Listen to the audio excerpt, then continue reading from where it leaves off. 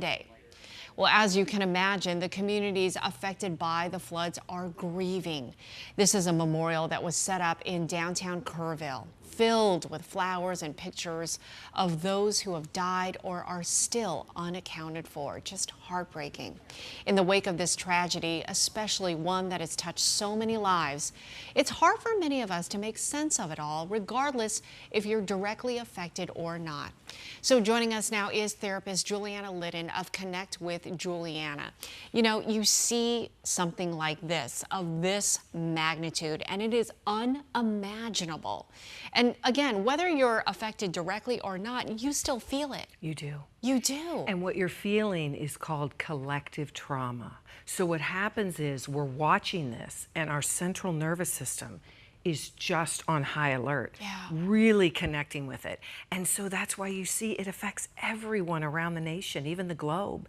And we all are just entrenched in this pain. And you know, as a parent, it really hits because, you know, I think about this is a time of summer camp, right? When we send so many of our kids off to summer camp.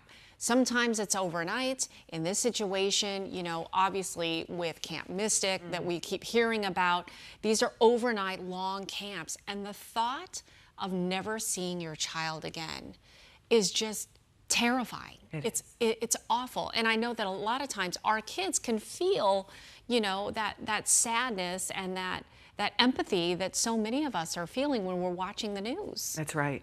And so don't think that they're not. You know, they even, if, of course it depends on the developmental age of the child. But a lot of parents I see say, you know what, I'm not going to bring it up. I don't want to talk about it. And I understand that, but I ask them, why is that?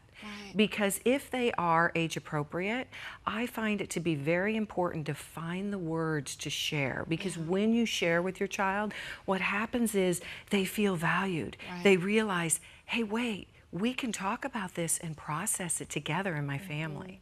So find the words. It might be something like, you know, this tragedy happened and people have lost lives and it's so painful and your father and I are really feeling it. And so we wanted to talk a little bit about it. Find out if they know.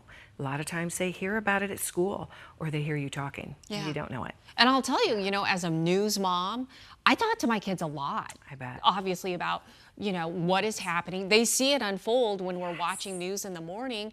And I feel like that dialogue, it helps them have empathy too. Yes. Empathy and to process, and the key word here is resilience. We want to teach our children to be resilient, and the more we can communicate and have that dialogue and process, they realize, wow, I can start handling stuff in my life. On the physical level, what are some things that we can do to help? So one of these rituals I've shared for so long with my families, and they use it, and you don't have to have a tragedy to use it. But before I share that, I want to let parents know that parenting isn't about perfection, it's about being present. So say that to yourself.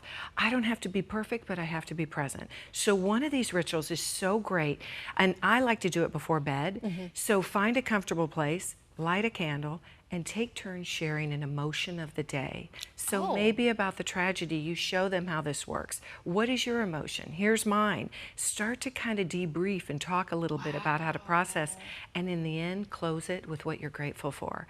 It makes such a great time, you know, bedtime, I should say, ritual. And that's just a way to kind of continue this process of teaching how to share. I like to put a bow on it with gratitude. That's so important. So important. Also, you say reflect on what matters most. What do you mean by that? You know, when we have these tragedies, although they're horrific, the other side of the coin is that we need to realize what's important. We need to love our babies a little bit more. If you've got something you've been meaning to share, share it with the loved one. If you need to connect with someone, do it now. So it brings up this kind of concept of finding the beauty in everything. And again, that gratitude. So true. I feel like, you know, everybody's busy. Oh, I know. We're so busy in our daily lives. And sometimes a thought will come across my mind like, You know, I was just thinking about that person and I should reach out to them. But then we're, you know, it's like, okay, on to the next thing. Yeah. Yeah. You forget. Is that what you mean by Yes. just, you know, acting on that moment, that thought? Acting on it and realizing that life is so truly short. Yeah. Just like this tragedy. Who would have thought?